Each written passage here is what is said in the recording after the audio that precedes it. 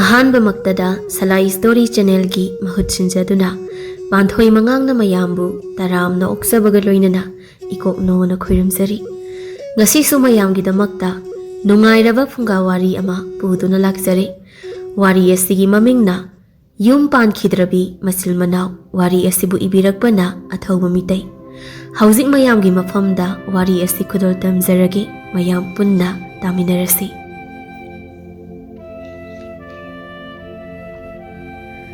ꯆꯌꯣꯜꯒꯤ ꯅꯣꯡꯃꯥꯏꯖꯤꯡ ꯅꯨꯃꯤꯠ ꯈꯨꯗꯤꯡꯒꯤ ꯂꯥꯏ ꯈꯨꯔꯨꯝꯕ ꯆꯠꯂꯤ ꯃꯆꯤꯜ ꯃꯅꯥꯎ ꯅꯨꯄꯤ ꯇꯔꯨꯛꯇꯣ꯫ ꯌꯥꯝꯅ ꯐꯖꯕ ꯆꯤꯡꯗꯨꯝ ꯑꯃꯒꯤ ꯃꯇꯣꯟꯗ, ꯆꯤꯡꯗꯨꯝ ꯑꯗꯨꯁꯨ ꯌꯥꯝꯅ ꯐꯖꯩ, ꯅꯦꯡꯇꯞ ꯄꯥꯛꯂꯞ, ꯍꯩ ꯂꯩ ꯄꯥꯝꯕꯤꯅꯁꯨ ꯆꯤꯡ ꯑꯗꯨꯒꯤ ꯂꯝꯕꯤ ꯀꯥꯐꯝꯒꯤ ꯂꯩꯇꯦꯡ ꯑꯣꯏ꯫ ꯑꯗꯨꯒ ꯆꯤꯡꯗꯨꯝ ꯑꯗꯨꯒꯤ ꯃꯇꯣꯜꯗ ꯂꯝꯄꯥꯛ ꯃꯆꯥ ꯑꯃꯁꯨ ꯂꯩ꯫ ꯂꯝꯄꯥꯛ ꯃꯌꯥꯏ ꯑꯗꯨꯗ ꯂꯩ ꯄꯥꯝꯕꯤ ꯑꯃꯃꯝ ꯍꯧꯕ ꯃꯣꯡꯐꯝ ꯇꯔꯨꯛ ꯂꯩ꯫ ꯃꯣꯡꯐꯝ ꯇꯔꯨꯛꯇꯨ ꯃꯆꯤꯜ ꯃꯅꯥꯎ ꯅꯨꯄꯤ ꯇꯔꯨꯛꯇꯨꯒꯤ ꯃꯄꯨꯔꯣꯏꯕ ꯑꯣꯏꯕ ꯐꯪꯍꯧꯗ꯭ꯔꯕ ꯂꯩꯈꯤꯗ꯭ꯔꯕ ꯄꯥꯈꯪ ꯇꯔꯨꯛꯀꯤꯅꯤ꯫ ꯃꯣꯡꯐꯝ ꯇꯔꯨꯛꯇꯨꯗꯅꯤ ꯂꯩꯁꯥꯕꯤ ꯃꯣꯏ ꯇꯔꯨꯛꯅ ꯅꯣꯡꯃꯥꯏꯖꯤꯡ ꯅꯨꯃꯤꯠ ꯈꯨꯗꯤꯡꯒꯤ ꯃꯣꯡꯐꯝꯁꯤꯡ ꯑꯗꯨꯒꯤ ꯁꯤꯟꯊꯥ ꯄꯥꯡꯕ ꯀꯥꯔꯛꯂꯤꯕꯁꯦ꯫ ꯃꯣꯏ ꯇꯔꯨꯛꯇꯨ ꯆꯤꯡꯊꯛꯀꯤ ꯂꯝꯄꯥꯛ ꯍꯦꯛ ꯌꯧꯕꯒ ꯃꯣꯏ ꯇꯔꯨꯛꯇꯨ ꯃꯣꯡꯐꯝ ꯇꯔꯨꯛꯇꯨꯗ ꯂꯥꯞꯅ ꯌꯦꯡꯂꯒ ꯃꯆꯤල් ꯃꯅꯥꯎ ꯑꯇꯣꯝꯕꯤ ꯁꯤꯟꯊꯥꯅ, "ꯏꯆꯦꯍꯜ, ꯃꯣꯡꯐꯝ ꯊꯛꯇ ꯍꯧꯔꯤꯕ ꯂꯩ ꯄꯥꯝꯕꯤꯁꯦ ꯉꯁꯤꯗꯤ ꯏꯁꯤꯡ ꯈꯔꯗ ꯆꯥꯏꯔꯝꯁꯤ."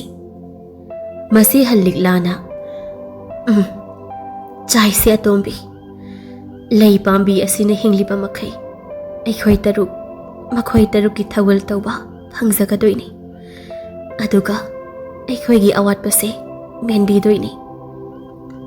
ꯅꯨꯄꯤ ꯌꯥꯏꯃ ꯂꯩꯍꯥꯎꯅ, "ꯏꯆꯦ, ꯑꯩꯗꯤ ꯃꯍꯥꯛꯀꯤ ꯊꯋꯥꯏꯅ ꯄꯦꯟꯕꯤꯔꯕ ꯃꯇꯝꯗꯨꯗ ꯑꯩ ꯁꯤꯔꯕꯁꯨ ꯃꯃꯣꯟ ꯅꯣꯛꯅ ꯁꯤꯕ ꯉꯝꯂꯅꯤ." ꯅꯨꯄꯤ ꯑꯍꯨꯝ ꯁꯨꯕꯤ ꯃꯪꯀꯥꯅ, "ꯏꯆꯦ, ꯑꯩꯈꯣꯏꯁꯨ ꯁꯤꯔꯀꯥꯟ ꯃꯣꯏ ꯇꯔꯨꯛꯀꯤ ꯃꯅꯥꯛꯇ ꯐꯨꯝꯍꯟꯁꯤꯀꯣ, ꯍꯌꯦꯡꯋꯥꯏ ꯂꯥꯏꯔꯝꯂꯦꯟꯗ ꯃꯣꯏ ꯇꯔꯨꯛꯄꯨ ꯊꯨꯅ ꯊꯦꯡꯅꯕ ꯉꯝꯅꯕ." ꯑꯍꯜ ꯅꯨꯄꯥ ꯑꯃ ꯆꯪꯂꯛꯏ꯫ "ꯏꯆꯥꯁꯥ, ꯅꯣꯏ ꯀꯥꯔꯛꯂꯕ꯭ꯔꯥ? ꯑꯗꯣ ꯑꯩ ꯋꯥ ꯑꯃꯈꯛ ꯍꯥꯏꯅꯕ ꯅꯣꯏ ꯇꯔꯨꯛꯄꯨ ꯂꯥꯛꯄ ꯉꯥꯏꯔꯝꯂꯤꯕꯅꯤ ꯉꯁꯤ ꯅꯣꯡꯃꯥꯏꯖꯤꯡ ꯅꯨꯃꯤꯠ ꯑꯁꯤ." ꯅꯨꯄꯤ ꯃꯔꯤ ꯁꯨꯕꯤ ꯁꯅꯥꯔꯩꯅ, "ꯀꯔꯤꯅꯣ ꯍꯥꯏꯕꯤꯌꯣ ꯏꯄꯨ." "ꯋꯥꯐꯝ ꯑꯁꯤ ꯅꯣꯏꯅꯗꯤ ꯌꯥꯅꯤꯡꯒꯗꯕ ꯅꯠꯇꯦ." "ꯀꯔꯤ ꯋꯥꯅꯣ ꯏꯄꯨ?" "ꯃꯣꯏ ꯇꯔꯨꯛꯀꯤ ꯃꯣꯡꯐꯝ ꯑꯁꯦ ꯃꯐꯝ ꯑꯃꯗ ꯍꯣꯡꯗꯣꯛꯅꯕ ꯋꯥ ꯍꯥꯏꯔꯤꯅꯦ ꯈꯨꯜꯒꯤ ꯃꯤꯅ." ꯂꯤꯛꯂꯥꯅ, "ꯀꯩꯅꯣ ꯏꯄꯨ, ꯁꯤꯗꯤ ꯈꯨꯜꯒꯤ ꯃꯤꯅ ꯌꯥꯅꯗꯨꯅ ꯃꯣꯏ ꯇꯔꯨꯛꯀꯤ ꯃꯣꯡꯐꯝ ꯑꯣꯏꯍꯜꯂꯤꯕ ꯅꯠꯇ꯭ꯔꯥ?" "ꯆꯩꯔꯥꯎ ꯆꯤꯡ ꯑꯣꯟꯊꯣꯛꯀꯅꯤ ꯍꯥꯏꯗꯧ ꯃꯥꯜꯂꯤ ꯃꯐꯝ ꯑꯁꯤ." ꯃꯆꯤꯜ ꯃꯅꯥꯎ ꯃꯉꯥ ꯁꯨꯕꯤ ꯊꯕꯥꯅ, "ꯏꯄꯨ, ꯆꯩꯔꯥꯎ ꯆꯤꯡꯁꯨ ꯑꯣꯏꯁꯅꯨ, ꯑꯗꯨꯒ ꯃꯣꯏ ꯇꯔꯨꯛꯀꯤ ꯃꯣꯡꯐꯝꯁꯤꯗꯤ ꯁꯣꯛꯂꯣꯏꯁꯤ." "ꯃꯣꯏ ꯏꯃꯨꯡ ꯇꯔꯨꯛꯅ ꯈꯨꯜꯗ ꯊꯥꯡꯒꯠꯂꯛꯄ ꯋꯥꯀꯠ ꯃꯥꯜꯂꯤ ꯈꯨꯜꯒꯤ ꯋꯥꯐꯝ ꯑꯁꯤ." ꯃꯣꯏ ꯇꯔꯨꯛꯃꯛꯅ, "ꯍꯥ, ꯏꯃꯨꯡ ꯇꯔꯨꯛꯅ ꯍꯥꯏꯕ ꯏꯄꯨ?" "ꯃꯣꯏꯒꯤꯁꯤ ꯍꯥꯟꯅ ꯃꯣꯡꯐꯝꯁꯤ ꯍꯣꯡꯗꯣꯛꯂꯦꯅ ꯍꯥꯏꯔꯒ ꯃꯣꯏ ꯏꯃꯨꯡ ꯇꯔꯨꯛꯀꯤ ꯃꯌꯨꯝ ꯃꯌꯨꯝꯗ ꯀꯨꯁꯤꯡꯗꯨ ꯄꯨꯅꯈꯤꯗꯧ ꯃꯥꯜꯂꯤ." ꯁꯤꯟꯊꯥꯅ, "ꯑꯗꯨꯗꯤ ꯇꯧꯍꯟꯕꯤꯒꯅꯨ ꯏꯄꯨ, ꯑꯩꯈꯣꯏ ꯍꯤꯡꯕ ꯋꯥꯅꯤꯌꯦ ꯃꯣꯏꯅ ꯑꯗꯨꯃꯥꯏꯅ ꯇꯧꯔꯕꯗꯤ ꯏꯄꯨ." "ꯑꯗꯣ ꯃꯣꯏ ꯇꯔꯨꯛꯅ ꯁꯤꯔꯤꯕꯁꯤꯗꯤ ꯅꯣꯏ ꯇꯔꯨꯛꯀꯤ ꯃꯔꯝꯒꯤ ꯅꯠꯇ꯭ꯔꯥ? ꯑꯗꯨꯒꯤ ꯏꯃꯨꯡ ꯇꯔꯨꯛꯅ ꯁꯥꯎꯕ ꯃꯥꯜꯂꯤ." ꯃꯪꯀꯥꯅ, "ꯑꯩꯈꯣꯏꯒꯤ ꯑꯁꯣꯏꯕ ꯀꯔꯤꯁꯨ ꯂꯩꯈꯤꯗꯦ ꯏꯄꯨ꯫ ꯋꯥꯔꯤꯗꯣ ꯏꯄꯨꯅ ꯈꯪꯕꯤꯌꯨ, ꯑꯗꯨꯒ ꯏꯄꯨꯅ ꯑꯩꯈꯣꯏꯒꯤ ꯃꯤꯆꯪ ꯆꯪꯕꯤꯌꯨ꯫ ꯆꯍꯤ 70 ꯍꯦꯟꯅ ꯏꯄꯨꯅ ꯆꯤꯡꯗꯨꯝꯁꯤ ꯁꯦꯠꯅꯔꯛꯄꯅꯤ꯫ ꯏꯄꯨꯒꯤ ꯊꯧꯗꯥꯡ ꯌꯥꯝꯅ ꯂꯩ ꯆꯤꯡ ꯑꯁꯤꯗ." "ꯐꯔꯦ, ꯑꯩꯅ ꯌꯦꯠꯄ ꯊꯤꯡꯕ ꯉꯝꯒꯗ꯭ꯔꯥ ꯍꯥꯏꯕꯗꯣ ꯅꯣꯏꯒꯤ ꯋꯥꯔꯤ ꯑꯗꯨꯕꯨ ꯇꯥꯔꯒ ꯑꯩ ꯋꯥꯈꯜ ꯈꯟꯒꯦ." ꯁꯅꯥꯔꯩꯅ, "ꯍꯣꯏ ꯏꯄꯨ, ꯃꯈꯣꯏ ꯇꯔꯨꯛ ꯑꯁꯦ ꯑꯩꯈꯣꯏ ꯏꯆꯤꯜ ꯏꯅꯥꯎ ꯇꯔꯨꯛꯀꯤ ꯄꯨꯟꯁꯤ ꯈꯣꯡꯂꯣꯏ ꯑꯣꯏꯔꯒꯗꯕ ꯉꯥꯛꯇꯅꯤ ꯏꯄꯨ." ꯃꯣꯏ ꯂꯩꯁꯥꯕꯤ ꯇꯔꯨꯛꯇꯨ ꯏꯄꯨꯗ ꯃꯣꯏꯒꯤ ꯍꯧꯈ꯭ꯔꯕ ꯋꯥꯔꯤꯗꯨ ꯂꯤꯔꯛꯏ꯫ ꯉꯁꯤꯗꯒꯤ ꯆꯍꯤ 2 ꯃꯃꯥꯡꯅꯤ꯫ ꯃꯆꯤꯜ ꯃꯅꯥꯎ ꯂꯩꯁꯥꯕꯤ ꯇꯔꯨꯛꯇꯨ ꯄꯨꯟꯅ ꯄꯨꯟꯅ ꯐꯤ ꯁꯥꯕ ꯆꯠꯂꯤ꯫ ꯅꯣꯡꯃ ꯃꯆꯤꯜ ꯃꯅꯥꯎ ꯇꯔꯨꯛꯇꯨ ꯐꯤ ꯁꯥꯐꯝꯗ ꯂꯩꯍꯥꯎꯅ, "ꯑꯩꯈꯣꯏꯅ ꯑꯗꯨꯝ ꯄꯥꯏꯕ ꯌꯥꯕ ꯐꯤꯁꯥꯀꯣꯜ ꯑꯃꯗꯤ ꯄꯥꯝꯃꯤ ꯃꯌꯥꯝ꯫ ꯁꯨꯃꯥꯏꯅ ꯃꯇꯝ ꯃꯥꯡꯅ ꯆꯠꯄ ꯍꯜꯂꯛꯄ ꯇꯧꯗꯣꯏ ꯁꯔꯨꯛꯄꯨꯗꯤ ꯃꯐꯝꯗꯨꯗ ꯂꯩꯔꯒ ꯊꯕꯛ ꯑꯗꯨꯝ ꯇꯧꯕ ꯄꯥꯝꯃꯤ ꯑꯩꯗꯤ." ꯃꯆꯦꯍꯜ ꯂꯤꯛꯂꯥꯅ, "ꯍꯥꯟꯅ ꯑꯆꯧꯕꯗꯒꯤ ꯍꯦꯛꯇ ꯍꯧꯕ ꯌꯥꯔꯣꯏ ꯏꯅꯥꯎꯁꯥ꯫ ꯑꯍꯥꯟꯕꯗ ꯈꯨꯠ ꯐꯖꯅ ꯍꯦꯟꯅ ꯍꯩꯕ, ꯈꯨꯠ ꯆꯠꯄ ꯑꯃ ꯆꯪꯏ꯫ ꯑꯩꯈꯣꯏ ꯑꯇꯣꯞꯄ ꯐꯤꯁꯥꯀꯣꯜ ꯑꯃ ꯌꯦꯡꯂꯁꯤ, ꯊꯦꯡꯂꯁꯨ ꯐꯤ ꯁꯥꯕ ꯌꯥꯗꯧꯕ ꯑꯃ꯫ ꯁꯤꯟꯊꯥꯅ: ꯑꯗꯨꯗꯤ ꯏꯆꯦ, ꯑꯩꯈꯣꯏ ꯃꯐꯝꯗꯨꯗ ꯁꯨꯝ ꯂꯩꯔꯒ ꯑꯌꯨꯛ ꯅꯨꯃꯤꯗꯥꯡ ꯊꯕꯛ ꯁꯨꯖꯒꯦ ꯍꯥꯏꯔꯁꯤꯔ ꯃꯄꯨꯗ? ꯍꯥꯏꯔꯒ ꯌꯦꯡꯉꯁꯤ꯫ ꯑꯗꯣ ꯋꯥꯔꯤ ꯁꯥꯔꯤꯀꯥꯟ ꯃꯇꯝꯁꯦ ꯌꯥꯝ ꯍꯧꯖꯤꯟꯈ꯭ꯔꯦ꯫ ꯌꯧꯁꯤ ꯌꯧꯔꯕꯅꯤꯅ ꯊꯕꯛꯁꯦ ꯍꯥꯟꯅ ꯍꯧꯖꯤꯟꯁꯤ꯫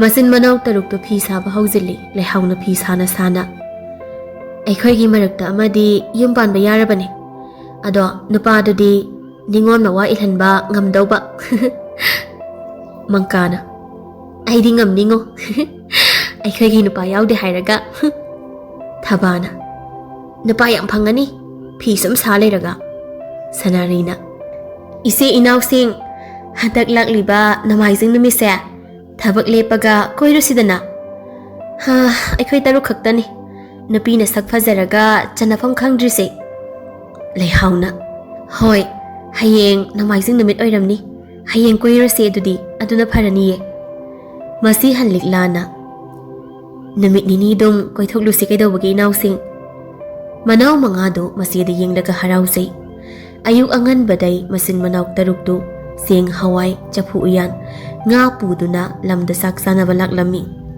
ꯃꯆꯤꯜ ꯃꯅꯥꯎ ꯇꯔꯨꯛꯇꯨ ꯈꯨꯜꯗꯒꯤ ꯈꯔ ꯍꯦꯟꯗꯣꯛꯄ ꯎ ꯄꯥꯝꯕꯤ ꯑꯆꯧꯕ ꯑꯃ ꯍꯧꯕ ꯎꯔꯨꯝ ꯐꯖꯅ ꯐꯪꯕ ꯎꯄꯥꯝꯕꯤ ꯑꯃꯒꯤ ꯃꯈꯣꯡꯗ ꯄꯣꯊꯥꯗꯨꯅ ꯆꯥꯛ ꯏꯟꯁꯥꯡ ꯊꯣꯡꯅꯕ ꯁꯤꯜ ꯂꯥꯡꯕ ꯍꯧꯔꯝꯃꯤ꯫ ꯃꯆꯤꯟ ꯃꯅꯥꯎ ꯇꯔꯨꯛꯇꯨ ꯆꯥꯛ ꯂꯣꯏꯔꯝꯗꯥꯏꯅꯤ ꯂꯤꯛꯂꯥꯅ: ꯂꯝꯂꯥꯏꯒꯤ ꯆꯥꯛ ꯊꯥꯕ ꯀꯥꯎꯅꯤꯀꯣ ꯅꯣꯏ꯫ ꯁꯤꯟꯊꯥꯅ: ꯏꯆꯦ ꯍꯜ, ꯏꯟꯁꯥꯡ ꯃꯅꯝꯁꯦ ꯁꯥꯠꯂꯦ, ꯂꯩꯀꯥꯏ ꯄꯜꯂꯥꯂꯦ ꯏꯟꯁꯥꯡꯁꯦ꯫ ꯁꯅꯥꯔꯩꯅ: ꯉꯥ ꯊꯣꯡꯕꯅꯤꯅ ꯈꯔꯗꯤ ꯁꯥꯜꯂꯅꯤ ꯃꯅꯝꯁꯦ, ꯑꯗꯣ ꯀꯥꯎꯗꯅ ꯂꯝꯂꯥꯏꯒꯤ ꯆꯥꯛ ꯊꯥꯗ꯭ꯔꯤꯉꯩ ꯆꯥꯕꯅ ꯍꯥꯜꯂꯨꯕ ꯇꯥꯔꯦ꯫ ꯃꯪꯀꯥꯅ: ꯑꯩꯈꯣꯏ ꯑꯅꯤ ꯊꯥꯔꯨꯔꯁꯤ ꯁꯅꯥꯔꯩ, ꯇꯨ ꯑꯥꯒꯤ ꯉꯝꯊꯕꯁꯦ ꯂꯣꯛꯀꯤ ꯏꯁꯤꯡꯁꯨ ꯇꯨꯡꯉ ꯂꯩꯔꯦ, ꯑꯁꯤꯗ ꯆꯥꯛꯇꯨ ꯊꯥꯗꯣꯛꯂꯒ ꯏꯁꯤꯡ ꯁꯅꯥꯕꯨꯜꯁꯦ ꯑꯅꯤ ꯁꯣꯛꯂꯛꯂꯁꯤ꯫ ꯃꯣꯏ ꯑꯅꯤꯗꯨ ꯂꯝꯂꯥꯏꯒꯤ ꯆꯥꯛꯇꯨ ꯎꯅꯥ ꯑꯃꯗ ꯍꯥꯞꯄꯒ ꯂꯣꯛꯀꯤ ꯏꯁꯤꯡ ꯇꯝꯅ ꯂꯥꯛꯂꯒ ꯂꯣꯛ ꯌꯧꯕꯒ ꯆꯥꯛꯇꯨ ꯊꯥꯗꯣꯛꯏ꯫ ꯑꯗꯨꯒ ꯈꯔ ꯂꯥꯞꯄ ꯃꯐꯝ ꯑꯃꯗ ꯅꯨꯄꯥ ꯈꯔ ꯈꯥꯡꯗꯒꯤ ꯃꯩꯊꯛꯇ ꯂꯣꯏꯅ ꯍꯩꯖꯤꯜꯂꯕ ꯑꯊꯣꯡꯕ ꯏꯟꯁꯥꯡ ꯑꯗꯨꯗ ꯌꯦꯡꯂꯒ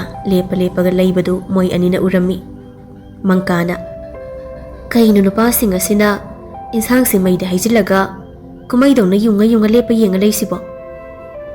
ꯂꯣꯛꯀꯤ ꯏꯁꯤꯡ ꯁꯣꯛꯐꯝꯒꯤ ꯊꯣꯡꯒꯥꯗꯒꯤ ꯑꯉꯥꯡ ꯅꯨꯄꯥ ꯃꯆꯥ ꯑꯃꯅ: ꯆꯤꯆꯦ ꯑꯅꯤ, ꯑꯩꯅ ꯏꯟꯁꯥꯡ ꯑꯣꯠꯄꯗ ꯍꯩꯗꯣꯛꯄꯅꯤ ꯏꯟꯁꯥꯡꯁꯦ꯫ ꯃꯪꯀꯥꯒ ꯁꯅꯥꯔꯩꯒꯗꯨ ꯈꯪꯄ꯭ꯔꯦ ꯈꯪꯅ: ꯑꯍꯣꯏ ꯃꯥ, ꯑꯉꯥꯡꯅꯤꯅꯦ, ꯑꯗꯣ ꯅꯪꯗꯤ ꯀꯩꯒꯤ ꯍꯩꯗꯣꯛꯏꯕ? ꯑꯩꯅ ꯏꯟꯁꯥꯡ ꯑꯣꯠꯄꯗ ꯍꯩꯗꯣꯛꯄꯅꯦ ꯍꯥꯏꯗꯨꯗꯤ ꯍꯧꯖꯤꯛ꯫ ꯁꯅꯥꯔꯩꯅ: ꯑꯗꯨꯗꯤ ꯅꯣꯏ ꯆꯥꯛ ꯆꯥꯗ ꯇꯥꯔꯦꯅꯦ ꯍꯥ?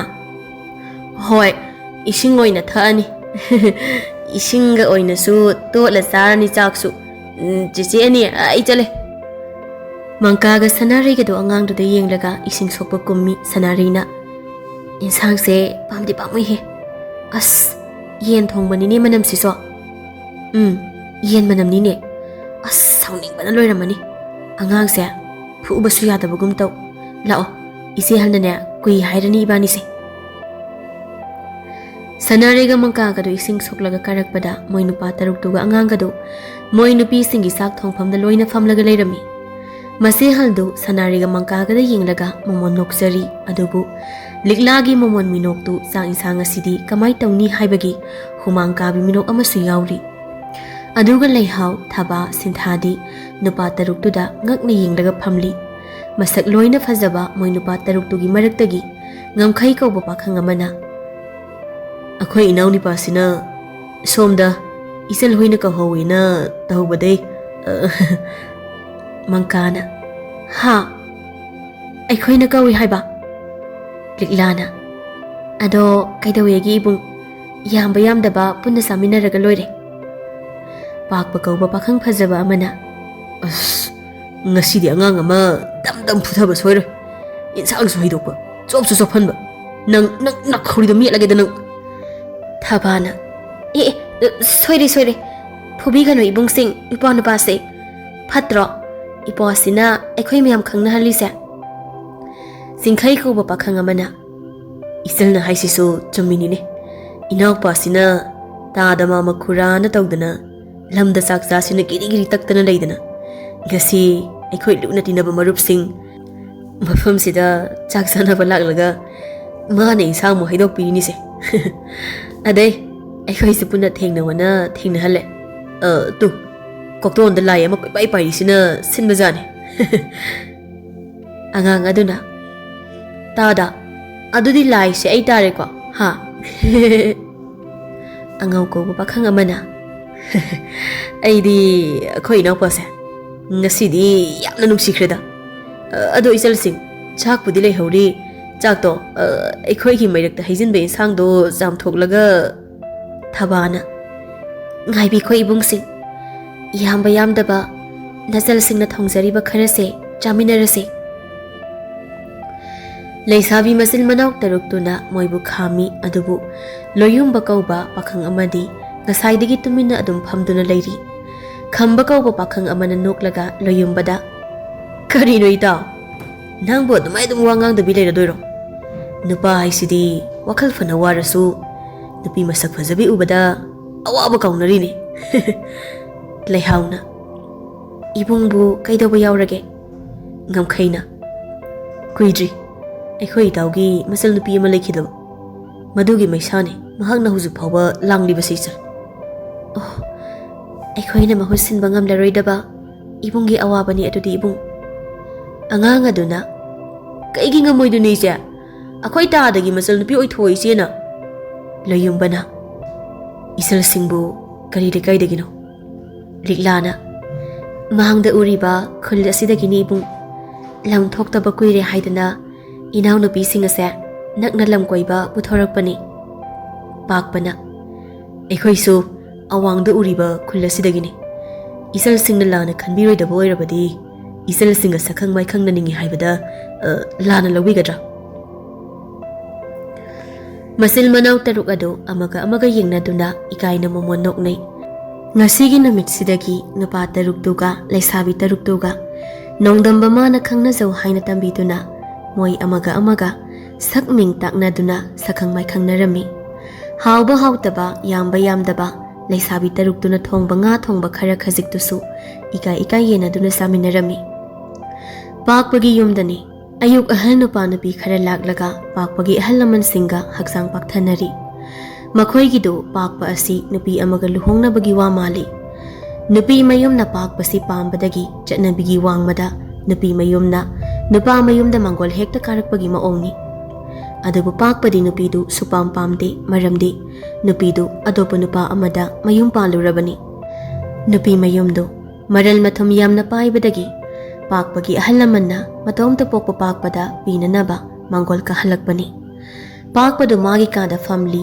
aduga mangolda ahalamal singwari saribadu tari pakpagi mapa pokpa mapuna nupi mayumgi mama mapada पुक्सेल चाउथोकपा हाइबसिसु कथोकपा मखल अमनी असुमना लोइना इंथोकलबदी मराइबक थीरबी नुपीसिंगदि करम तौनी हा नत्रनि मया पाकपगी मपाना मवोइरसु कैदवेगे हा मया नुपा खाइनरे युमदा हले वा लोइसिनरे मसकसु फजै मरन मथुमसु लै आइदि थुना लुहोंगलनी nupi mayumna matam khara khajik kaina sonthabadu tawroisi nupi mayumgi nupi mapana thojinsi isa nupi na pokpa angang aduma moi anina adum masa sangna yokserasani ha sel na ngamdaba leitabani tada sel na bumarang kairaba awaba leite natra mama yam nungai ni yum panbe yai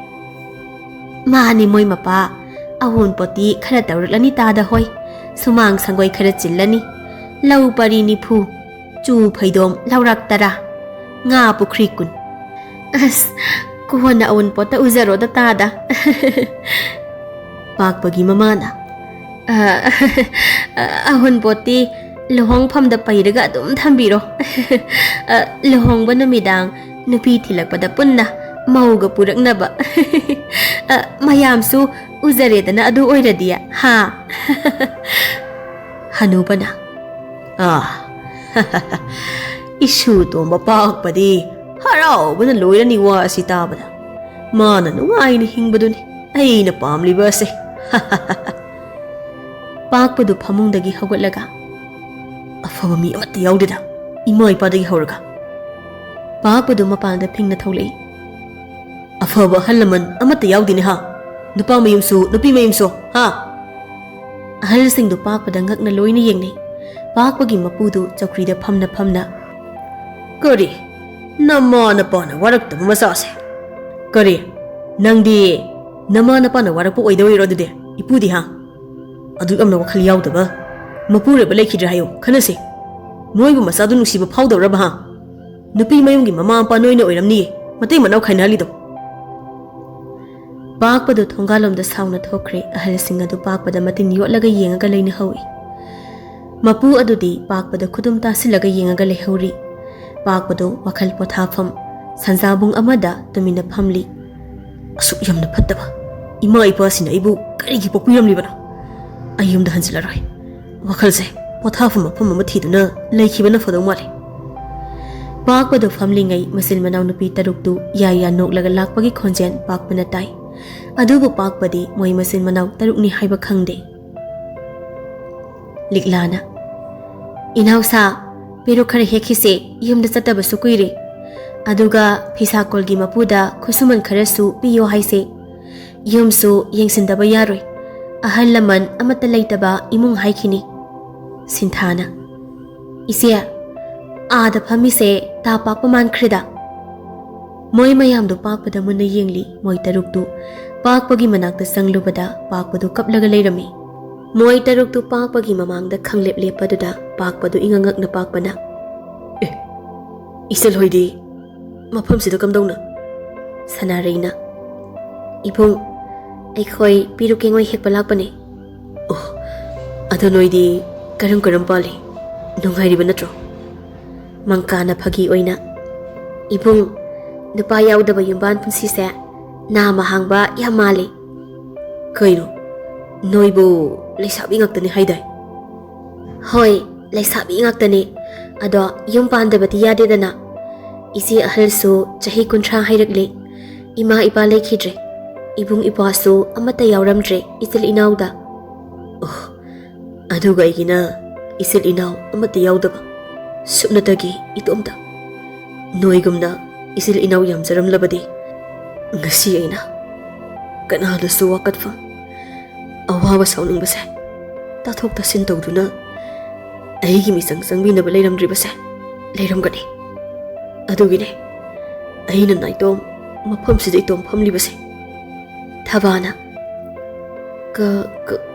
ꯀꯩꯅꯣ ꯍꯥꯏꯁꯤ ꯏꯕꯨꯡ ꯅꯍꯥꯛ ꯀꯩꯗꯧꯕ ꯌꯥꯎꯔꯒꯦ ꯑꯋꯥꯕ ꯀꯔꯤ ꯂꯩꯔꯒꯦ ꯏꯕꯨꯡꯒꯤ ꯀꯩꯁꯨ ꯇꯧꯗꯦꯗ ꯏꯆꯜꯁꯤꯡ ꯄꯥꯛꯄꯒꯤ ꯑꯋꯥꯕ ꯑꯃ ꯂꯩꯔꯦ ꯈꯪꯕꯗꯒꯤ ꯃꯆꯤꯟ ꯃꯅꯥꯎ ꯇꯔꯨꯛꯇꯨ ꯄꯥꯛꯄꯒꯤ ꯑꯋꯥꯕꯗꯨ ꯀꯤꯔꯤ ꯇꯛꯇꯨꯅ ꯍꯥꯏꯗꯣꯛꯍꯜꯂꯝꯃꯤ ꯑꯗꯨꯒ ꯄꯥꯛꯄꯁꯨ ꯂꯩꯁꯥꯕꯤꯁꯤꯡ ꯑꯗꯨꯗ ꯇꯟꯖꯥ ꯃꯥꯡꯍꯟꯗ ꯃꯥꯕꯨ ꯃꯧ ꯑꯃꯒ ꯌꯨꯝ ꯄꯥꯟꯅꯕꯒꯤ ꯋꯥꯔꯤꯗꯨ ꯂꯤꯔꯝꯃꯤ ꯑꯩ ꯌꯨꯝꯗꯗꯤ ꯆꯪꯂꯔꯣꯏ ꯑꯗꯨꯕꯨ ꯂꯩꯐꯝꯗꯤ ꯂꯩꯇꯦ ꯑꯩꯒꯤ ꯂꯩꯍꯥꯎꯅ ꯏꯆꯦꯍꯜ ꯏꯕꯨꯡꯒꯤ ꯀꯔꯤ ꯃꯇꯦꯡ ꯄꯥꯡꯁꯤꯒꯦ ꯑꯩꯈꯣꯏ ꯐꯤꯁꯥꯀꯣꯜꯗꯣ ꯏꯕꯣꯛ ꯑꯃꯒ ꯏꯄꯨ ꯑꯃꯒ ꯂꯩꯕꯅꯤ ꯈꯨꯔꯥꯁꯨ ꯌꯥꯝꯅ ꯐꯩ ꯏꯗꯣꯝꯆꯥꯁꯨ ꯐꯩ ꯏꯕꯨꯡ ꯅꯍꯥꯛ ꯃꯇꯝ ꯈꯔ ꯑꯍꯜꯁꯤꯡ ꯑꯗꯨꯒꯤ ꯃꯇꯦꯡ ꯄꯥꯡꯕꯤꯗꯨꯅ ꯂꯩꯕꯤꯔꯣ ꯂꯝ ꯏꯪꯈꯣꯜ ꯆꯥꯎꯕꯅꯤꯅ ꯏꯕꯨꯡꯅ ꯃꯅꯥ ꯃꯁꯤꯡ ꯊꯥꯗꯨꯅ ꯃꯈꯣꯏꯒꯤ ꯃꯇꯦꯡ ꯄꯥꯡꯗꯨꯅ ꯏꯕꯨꯡꯅ ꯌꯨꯝꯗꯨꯗ ꯂꯩꯕꯤꯔꯣ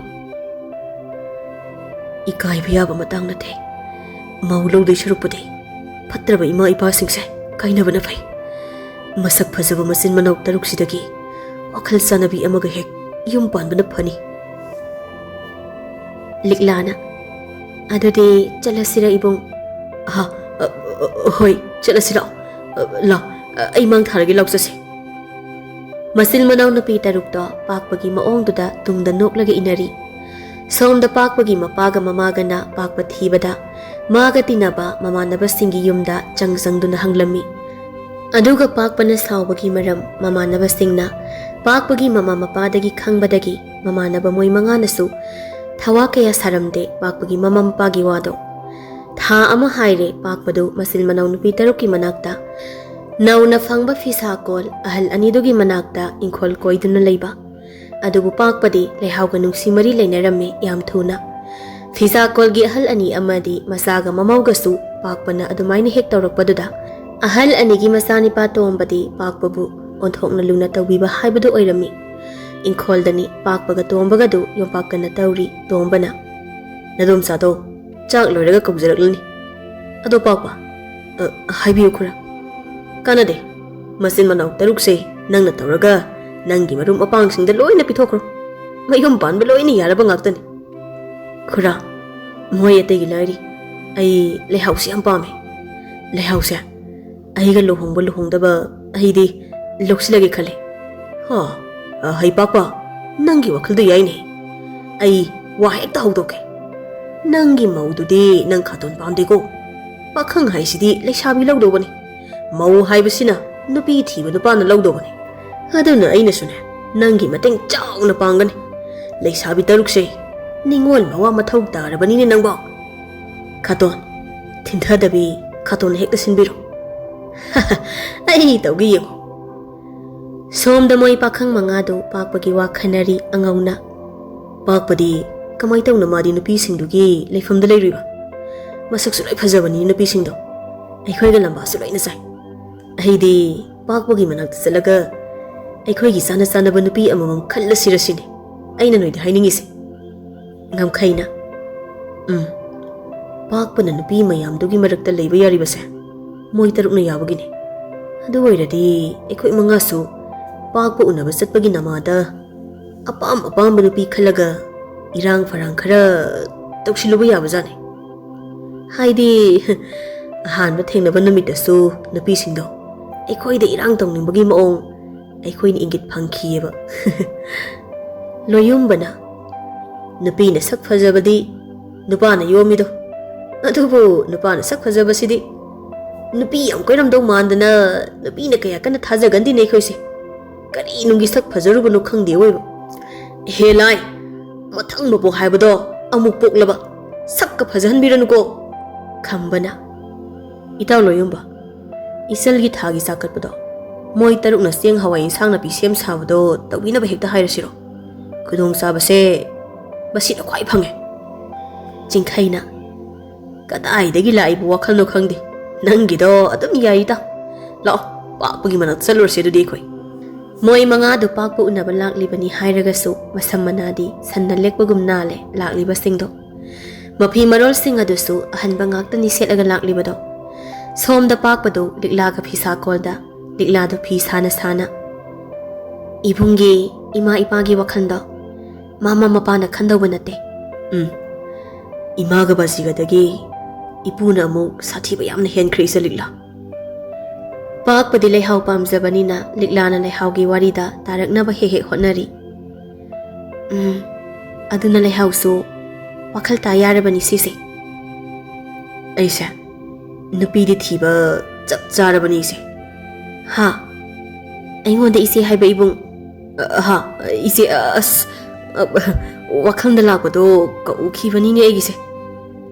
ꯂꯤꯛꯂꯥꯗ ꯐꯤ ꯁꯥꯅ ꯁꯥꯅ ꯑꯃꯨꯛ "ꯍꯣꯏꯗ, ꯅꯪꯅ ꯂꯩꯍꯥꯎꯕꯨ ꯈꯣꯏꯗꯥꯖꯕ ꯑꯩ ꯈꯪꯉꯤꯗ꯫ ꯑꯩ ꯉꯁꯤꯗꯒꯤ ꯅꯪꯉꯣꯟꯗ ꯄꯥꯛꯄ ꯍꯦꯛꯇ ꯀꯧꯔꯒꯦ." "ꯏꯆꯦ, ꯑꯧ ꯌꯥꯏꯌꯦ ꯏꯆꯦ." "ꯀꯧꯔꯣ ꯏꯆꯦꯗꯣ꯫ ꯑꯗꯣ ꯑꯩ ꯅꯪꯉꯣꯟꯗ ꯋꯥ ꯑꯃ ꯍꯥꯏꯒꯦ, ꯅꯪ ꯌꯥ ꯇꯥꯕ ꯀꯣ?"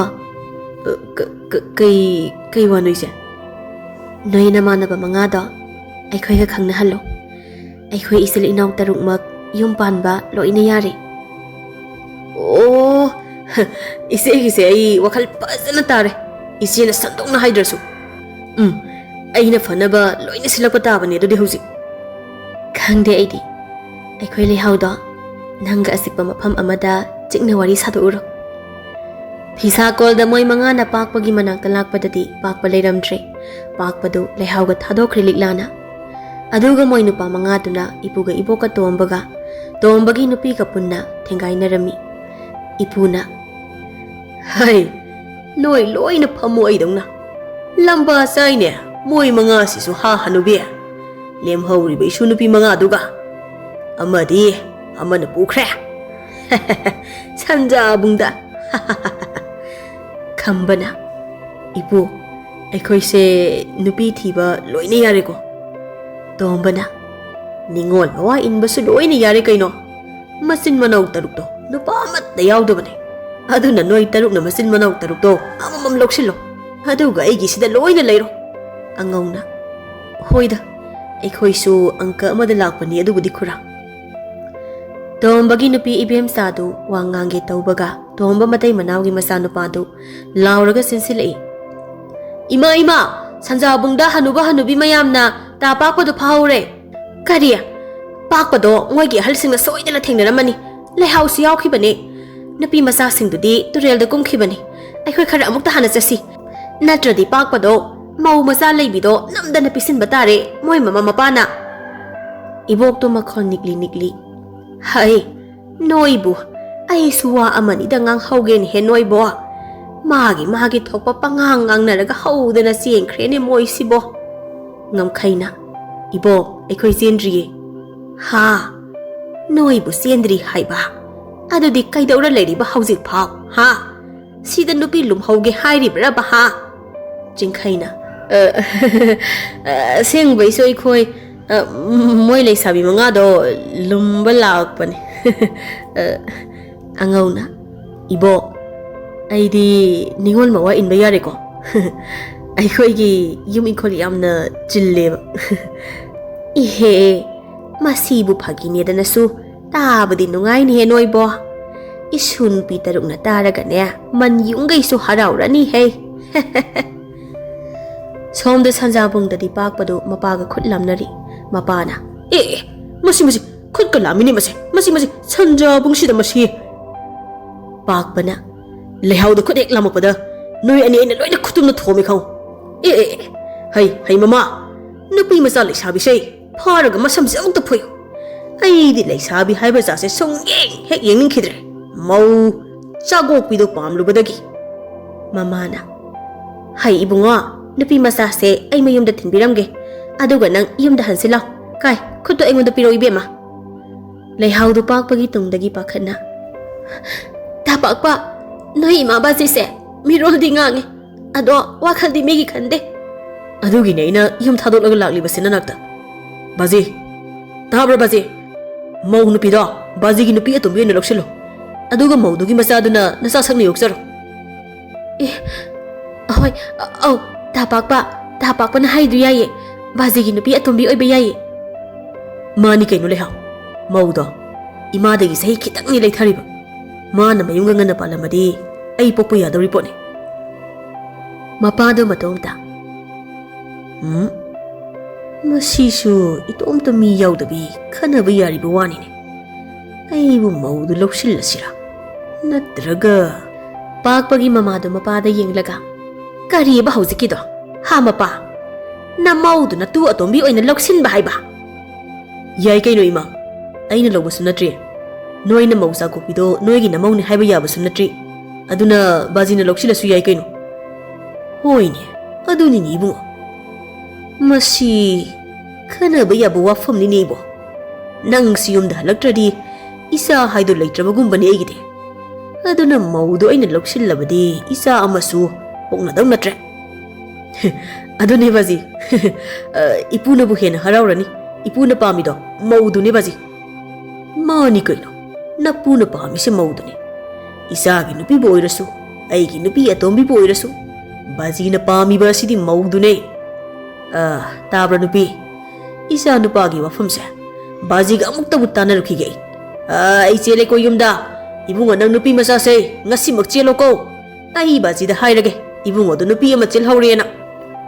ꯑꯥꯎ ꯕꯥꯖꯤ, ꯃꯧꯗꯣ ꯕꯥꯖꯤꯅ ꯂꯧꯁꯤꯜꯂꯣꯀꯣ. ꯅꯣꯏ ꯅꯄꯥꯅꯆꯥ ꯑꯩꯅ ꯀꯩꯗꯧꯒꯦ ꯌꯦꯡꯉꯨ. ꯃꯄꯥꯗꯣ ꯃꯌꯨꯝꯗ ꯆꯦꯟꯈ꯭ꯔꯦ. ꯃꯃꯥꯗꯣ ꯄꯥꯛꯄꯒꯤ ꯃꯄꯥꯗꯨ ꯀꯧꯗꯨꯅ ꯇꯥꯟꯅꯈꯤ. ꯂꯩꯍꯥꯎꯅ ꯄꯥꯛꯄꯗ ꯑꯁ, ꯂꯣꯏꯔꯦꯍꯦ ꯇꯥ ꯄꯥꯛꯄ, ꯅꯣꯏ ꯏꯃꯥꯒ ꯕꯥꯖꯤꯒꯁꯤꯗꯤ ꯄꯨꯝꯂꯣꯏ ꯂꯣꯏꯔꯦꯍꯦ. ꯑꯁꯤꯅꯤ ꯃꯣꯏꯒꯤ ꯋꯥꯈꯜꯁꯦ ꯂꯩꯍꯥꯎ. ꯃꯁꯤ ꯄꯨꯝꯅꯃꯛꯁꯦ ꯑꯩꯈꯣꯏ ꯏꯄꯨꯅ ꯊꯥꯛꯄ ꯂꯥꯡꯉꯛꯇꯅꯤ. ꯂꯥꯎ, ꯏꯕꯥꯅꯤ ꯉꯁꯤ ꯆꯦꯜꯂꯁꯤ. ꯑꯩꯗꯤ ꯆꯦꯜꯂꯒ ꯀꯥꯏꯗ ꯊꯩꯗꯣꯏꯕ? ꯑꯩꯈꯣꯏ ꯐꯤꯁꯥꯀꯣꯜꯗ ꯑꯃꯨꯛ ꯄꯨꯁꯤꯟꯗꯣꯏꯅꯤ ꯀꯩꯅꯣ. ꯑꯁ, ꯑꯩ ꯑꯗꯨ ꯌꯧꯔꯛꯑꯗꯤ ꯈꯪꯗ꯭ꯔꯦꯗ. ꯀꯅꯥꯅꯣ ꯎꯇꯨꯞ ꯋꯥꯇꯨꯞ ꯑꯃꯃꯝ ꯄꯥꯏꯔꯒ ꯂꯧꯕꯨꯛꯇꯒꯤ ꯑꯩꯈꯣꯏ ꯇꯝꯅ ꯆꯦꯟꯈꯠꯂꯛꯏꯁꯤꯕꯣ? ꯑꯁꯤꯗꯤ ꯑꯩꯈꯣꯏ ꯏꯇꯥꯎ ꯃꯉꯥꯗꯨꯅꯤꯅꯦ ꯑꯦ ꯈꯨꯔꯥꯁꯨ ꯏꯗꯣꯝꯆꯥꯁꯨ ꯏꯄꯨꯁꯨ ꯌꯥꯎꯔꯛꯂꯤꯅꯦ ꯀꯩꯗꯧꯅꯕ ꯌꯥꯎꯔꯖꯥꯠꯅꯣ ꯃꯣꯏ ꯃꯌꯥꯝꯗꯨ ꯆꯦꯟꯁꯤꯟꯅꯔꯛꯏ ꯏꯄꯨꯗꯨ ꯂꯥꯎ ꯂꯥꯎꯗꯨꯅ ꯆꯦꯟꯁꯤꯜꯂꯛꯏ ꯁꯝꯕꯜ ꯎꯌꯨꯡꯁꯤꯅ ꯀꯜꯂꯒ ꯍꯥꯠꯀꯦ ꯂꯩꯔꯝꯃꯣ ꯃꯣꯏꯁꯤꯡ ꯑꯗꯣ ꯇꯣꯝꯕꯅ ꯑꯦ ꯑꯁꯤꯗꯤ ꯄꯥꯛꯄꯒ ꯂꯩꯍꯥꯎꯒ ꯈꯛꯇꯅꯤ ꯀꯩꯅꯣ ꯂꯩꯔꯤꯁꯦ ꯃꯣꯏ ꯃꯌꯥꯝꯗꯨ ꯄꯥꯛꯄꯒꯤ ꯃꯅꯥꯛꯇ ꯂꯦꯞꯄꯒ ꯇꯣꯝꯕꯅ ꯁꯥ ꯈꯔ ꯂꯩꯍꯧꯋꯦꯅ ꯑꯉꯥꯡꯅ ꯄꯥꯎ ꯇꯝꯗꯅ ꯆꯦꯜꯂꯛꯂꯤꯕꯅꯤ ꯏꯕꯣ ꯄꯥꯛꯄ ꯁꯥ ꯅꯠꯇꯤꯌꯦ ꯈꯨꯔꯥ ꯇꯥ ꯄꯥꯛꯄꯒꯤ ꯃꯄꯥꯒ ꯃꯃꯥꯒꯅꯤ ꯑꯗꯣ ꯋꯥꯈꯜꯗꯤ ꯁꯥꯅꯤ ꯁꯥ ꯏꯍꯦ ꯑꯗꯨꯗꯤ ꯏꯆꯥ ꯅꯨꯄꯥꯅ ꯁꯥ ꯑꯣꯏꯅ ꯎꯕ ꯑꯣꯏꯔꯝ ꯇꯥꯏ ꯈꯝꯕꯅ ꯏꯇꯥꯎ ꯄꯥꯛꯄ ꯕꯥꯖꯤꯒ ꯀꯔꯤ ꯀꯔꯤ ꯍꯥꯏꯅꯈ꯭ꯔꯦ ꯅꯨꯄꯤꯗꯣ ꯕꯥꯖꯤꯗ ꯑꯣꯏꯅ ꯃꯍꯥꯛꯀꯤ ꯅꯨꯄꯤ ꯑꯇꯣꯝꯕꯤ ꯑꯣꯏꯅ ꯂꯧꯁꯤꯜꯂꯣ ꯍꯥꯏꯈ꯭ꯔꯕꯅꯤ ꯑꯦ ꯑꯋꯣꯏꯃꯛꯀꯤ ꯍꯥꯏꯈꯤꯕ꯭ꯔꯣ ꯍꯥꯏꯁꯤ ꯏꯇꯥꯎ ꯑꯥꯎ ꯍꯥꯏꯈꯤꯕꯅꯤ ꯏꯕꯨꯡ ꯃꯣꯏ ꯕꯥꯖꯤꯗꯣ ꯌꯥꯝ ꯍꯔꯥꯎꯅ ꯆꯠꯈ꯭ꯔꯕꯅꯤ ꯏꯕꯨꯡ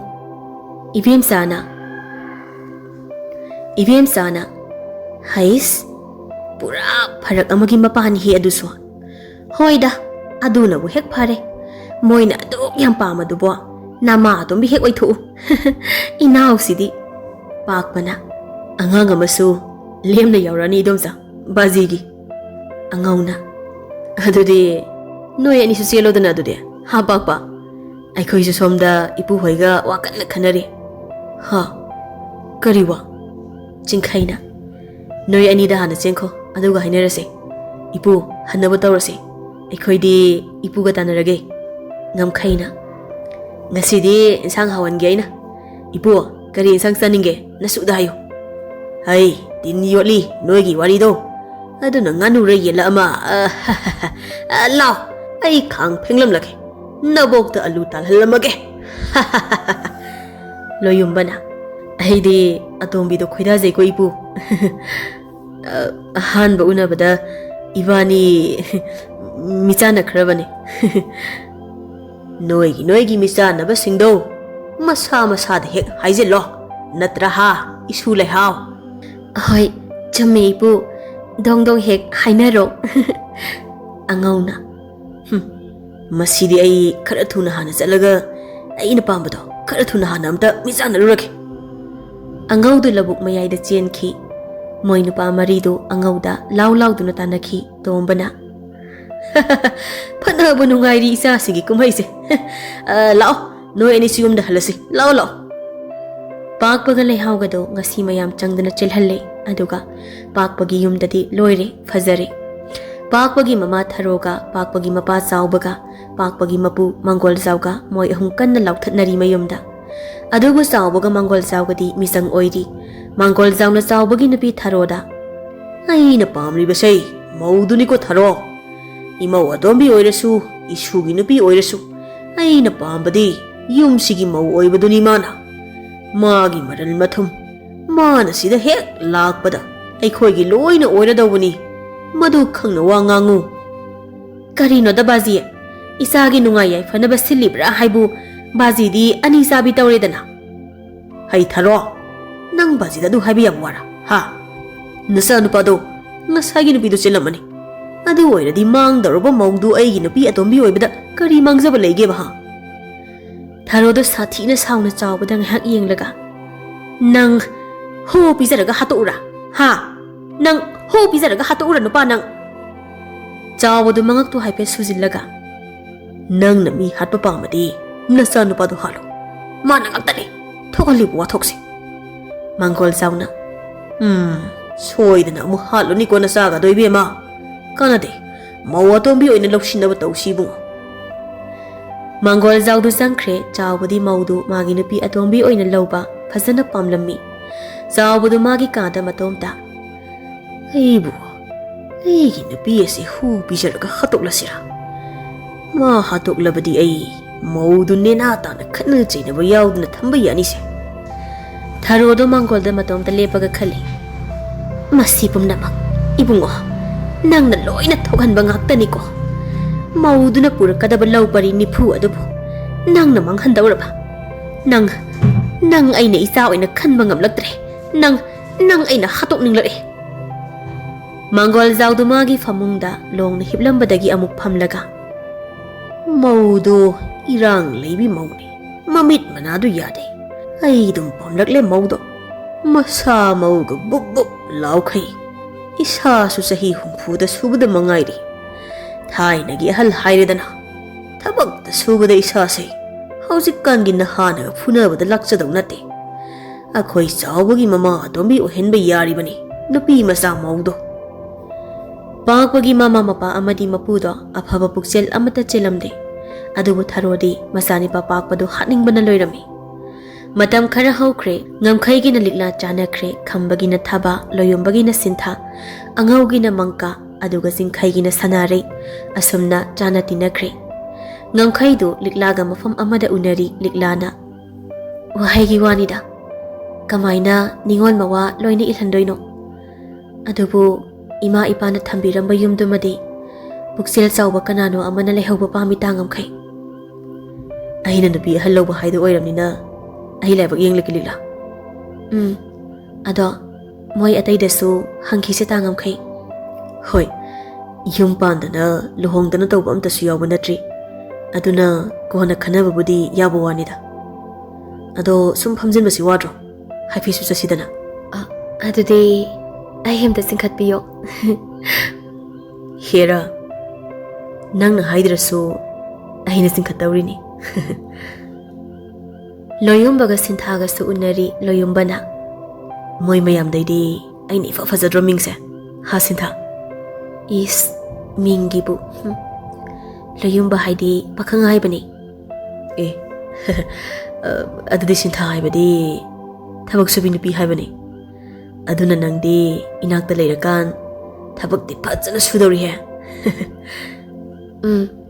Ado aikhoina yum loi pankhraga kanana ima ipana thambiramba yum inkolse senabigani ta loyumba. Is yum senababo aikhoyani leira loire kaino. Ado noigi ahalsingna ningon mawa inkre hairo idro ta loyumba.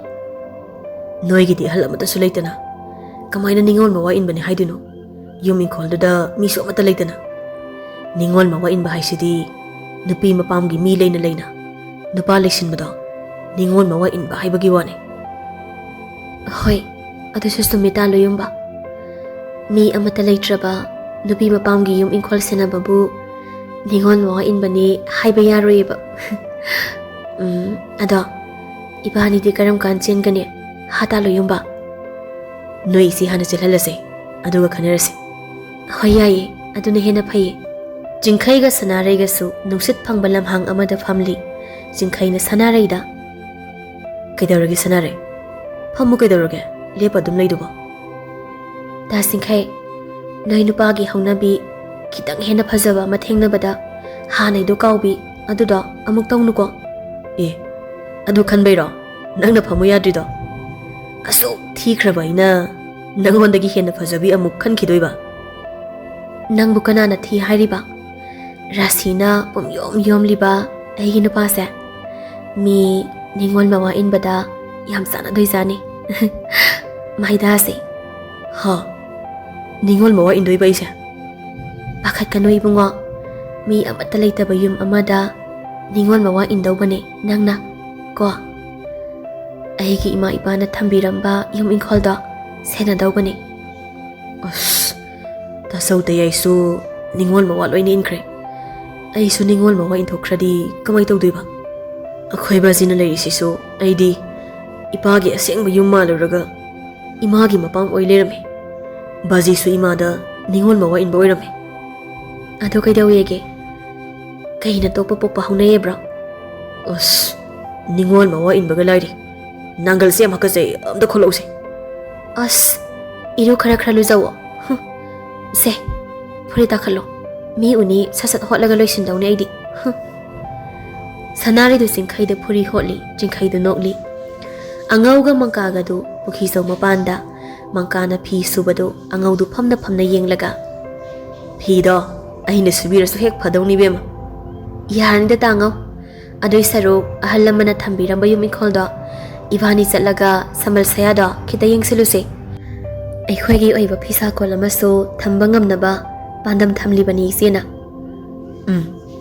Punsigi sinthom oigadawraba thabak adudi isana mapuoiba ngamnaba hotnadawni masimakna migi thabakto lakki mungi habidi nate punsi supa migi makhada thabak tawraga leiba haisa chang hengatpa ngamoi aina haibadudi aisu mapuoiba yai aisu mapuoiba ngamdawbane isagi oiba makhong ama somse habanida ado noigi yumgi sambal se amaning maya singdo chatlagane khara mensilunaba tawsi yumthaksu kupiba ido anobo ama sindaba yaroi hoi tango ngasi hayengsida amukta chapiruse hoi adudi ai ahal singi pido thadoroknaba tawrake pakbaga leihawgado ipugi manakta phamli ipuna aina khalibase noina sinnanaw nupi tarukna phisa kolse senajaro aikhoi su phisa kol asina hinghalakpani chahi phanayamna sulepure kanano mi khara changlolise hale haw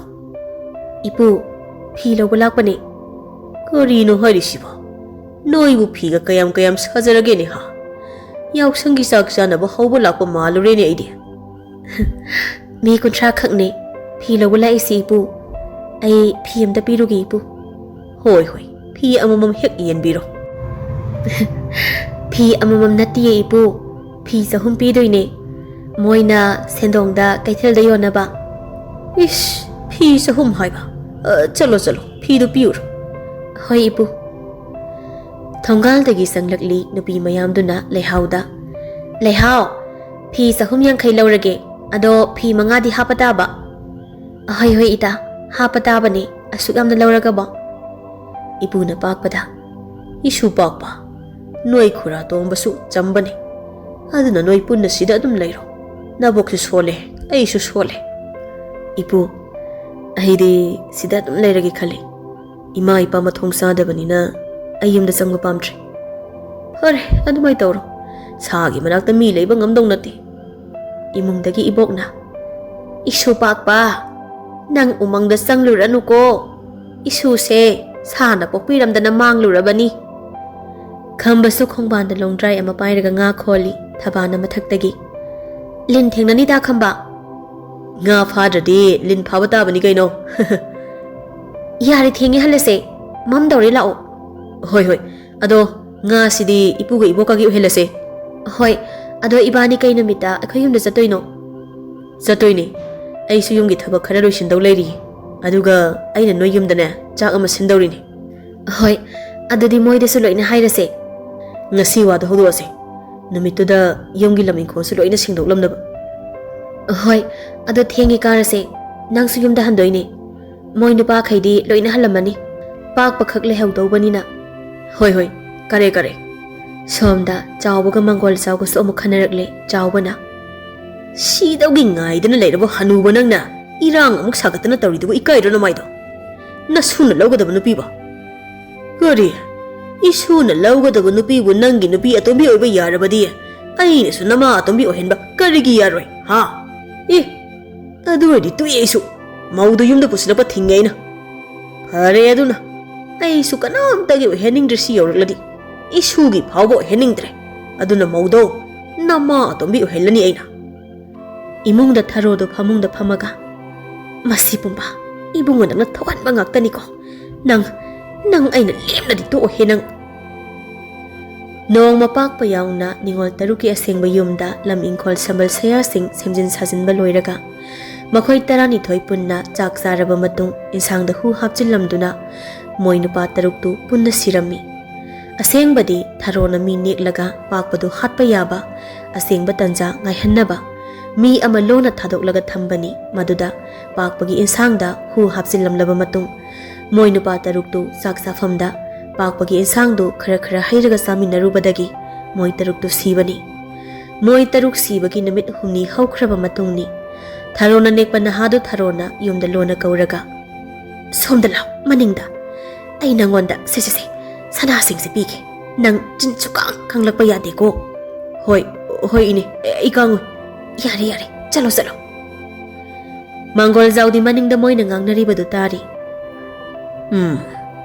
ikhoi chawbagi nupi asima awa famda talaga ai maudu loksinba yabra yengke minung sida